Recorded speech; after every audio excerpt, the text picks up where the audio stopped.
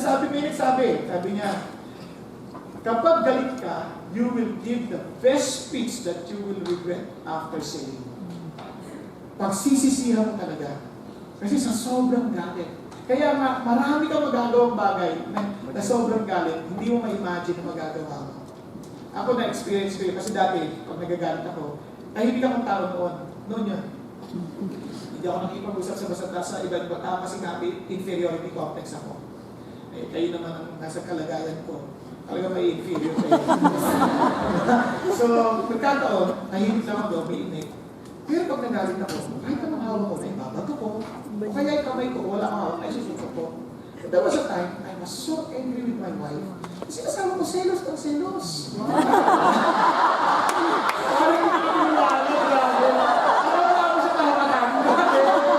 Kasi, hindi dahil sa itsura, sa ano. Busy ako eh, busy. Wala. Yung lalo kayo matatawa pag nakita niyo ito na asawa ko. Kasi maganda siya eh. Akala ko selos. Noong time na yun, hindi na. Hindi na sabi selos. Kasi kontrolado niya na rin. Ito nakakatawa. Alam mo, sa hindi ko mapigilan pagkakataon, susuntukin ko na talaga eh. Mabait na lang ang Diyos kasi pinapaaral sa akin, wag. Pero alam mo, nasuntok ko yung pader. Eh, nagtuturo ako sa Bible school. Isipin mo may bandage ang kamay ko. Sir, what happened to you? Hindi ko masabi. Di ba? Parang hiyang-hiya ang sarili ko. Every time I look at my hand na naka-bandage, sa sarili ko, how dare you teaching them about my words and yet you yourself do not even know how to control your anger. Alam niyo, unang sisirain nyo, you're destroying your reputation.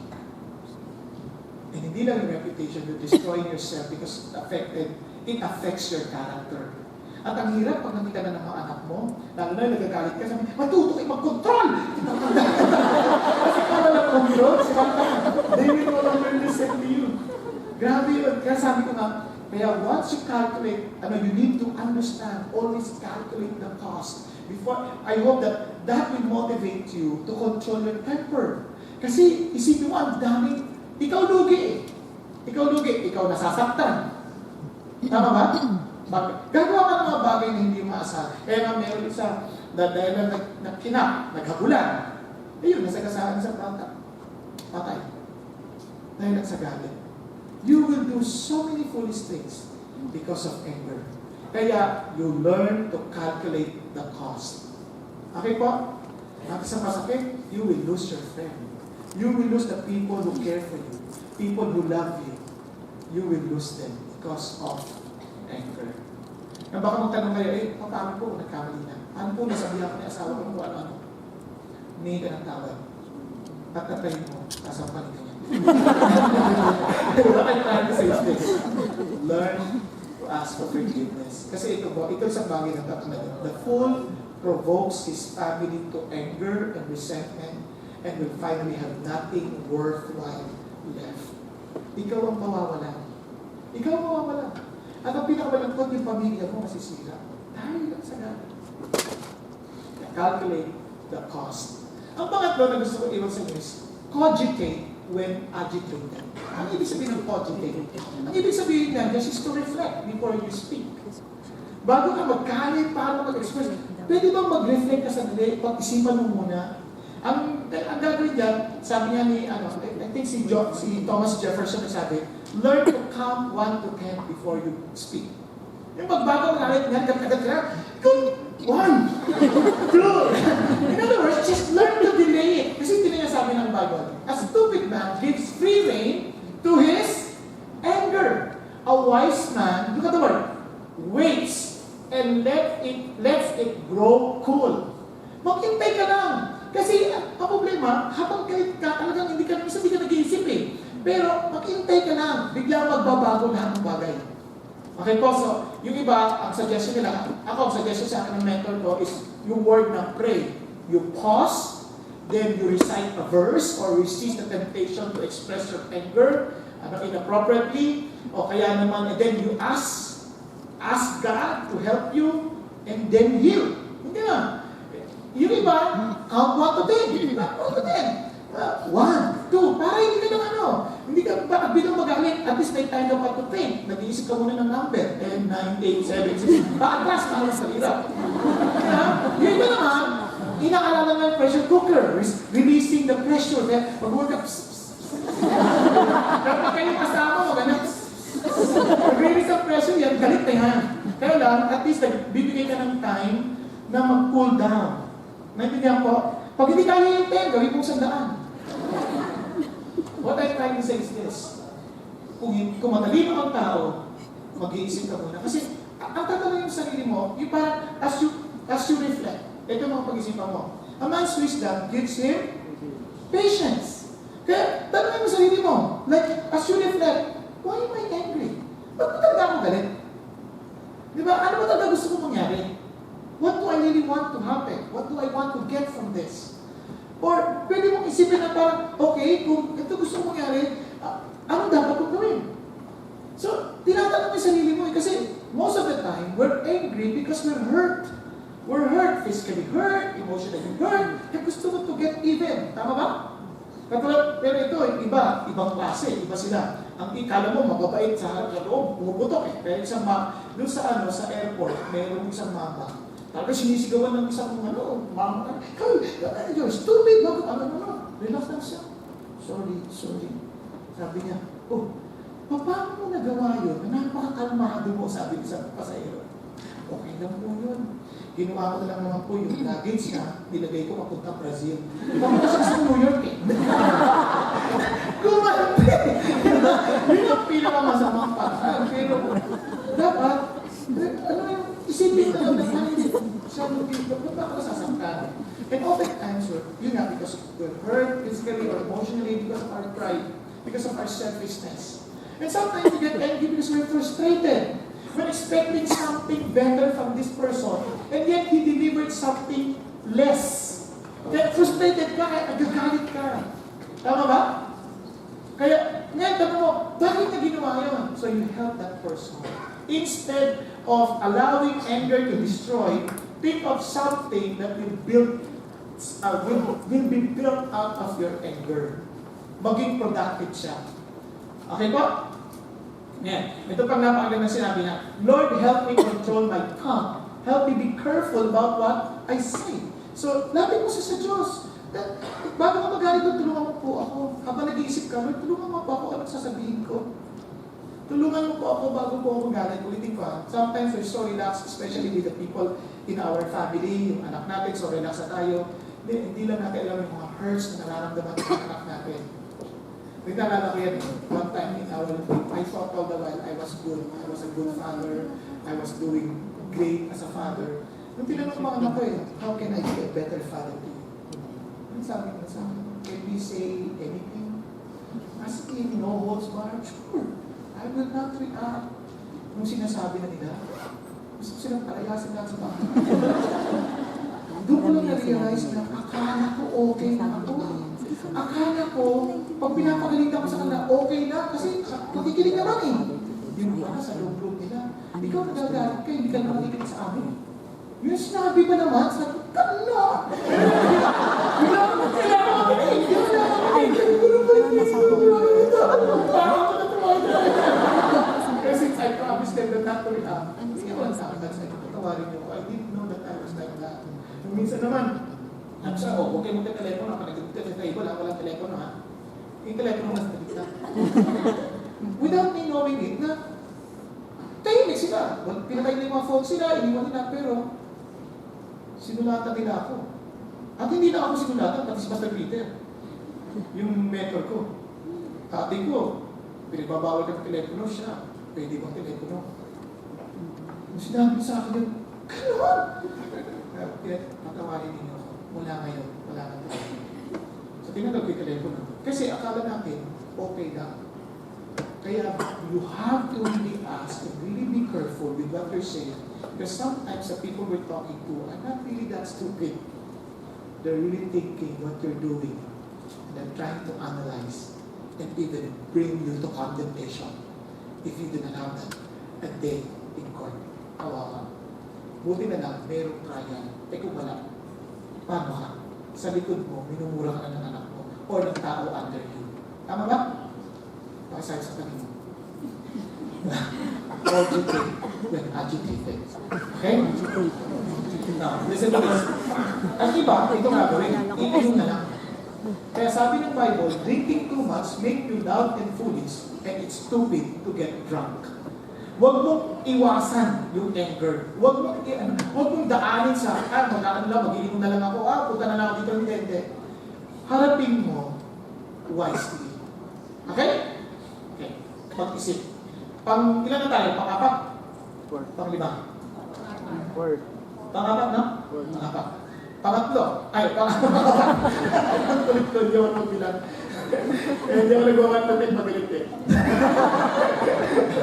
Cease sinning in your anger.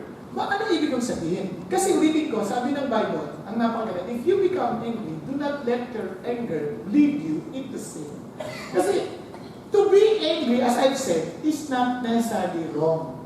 How you express it, that what makes anger either wrong or right. Okay po? Kaya, huwag mong hayaan na maging kasalanan. So, paano? Una, isipan niyo mabuti. Una, dapat na-express natin ang tama ito. One, just learn to answer gently. Kasi gentle answer quiets anger. But the harsh one stirs it up. So in other words, kahit galit ka na rin, galit ka, nakagalit ka, sinisgawan ka, so gusto mo rin bumawi, galit ka rin. Hindi, as you have controlled your temper, as you have calculated the cost, as you have thought about it, ito na isipin mo, teka, sumagot ka ng gently. Okay? Alam nyo, sa bahay, kaya maraming mga mag-asawa nagsisigawan, walang willing to give a gentle answer.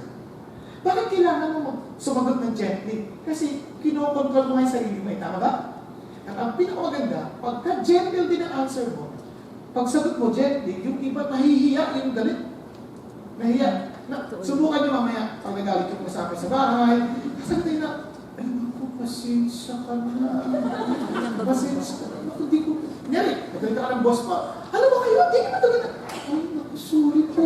Hindi ba, iba, hindi, pero yung mata, iba tayo. Kahit hindi ka sumagot, napaka-harsh ng sagot mo. At pag nakita ka ba ng boss mo, ano yung ikinig ng mata mo na? Lagi nagagalit. Dapat, gentle, di pati mata. Hindi ka gentle. Hindi natuwa ko kayo kasi dati ko papagalitan ng boss ko eh. Para alam niyo, naalala ko yung boss ko noon. Kakatawa yung boss ko yung first, kaya ko magtrabaho. No? May sabi na akong business, kaya ko magtrabaho as an accountant. Yung boss ko, sobrang nakakatawa. Tuwing dating siya sa opisina, pag hindi siya galit, may sakit siya. Nagkaroon kayo ng ganung boss? Lagi siyang galit. Kahit magtanong lang kung nasan yung susi niya, galit na. Pagpasok pa lang, alam na, everybody knows that he's there. Bakit? Pintuan pa lang, bugo, gano'n. Andun na si sir. At yung aming bahay, alam na, ang galing. Pero ito, amazing. Una, kahit kasalanan niya, siya pa rin yung galing. Pero tuwing pupunta siya sa kwarto ko, at that time, talagang, I made the point na tuwing gagalit siya, ang sagot sa kanya, in a very gentle manner. Asa dito yung gusto sa akin? Asa dito yung... So ipapomanin ko din siya. He said, it's just there, and I'll try to fix it up, and I'll bring it to your room. Sabi niya, okay. See you later. Laging ganon! Nakakatuwa siya. Tapos hanggang sa, one day, sabi niya sa akin, can I talk to you? Yes, sir.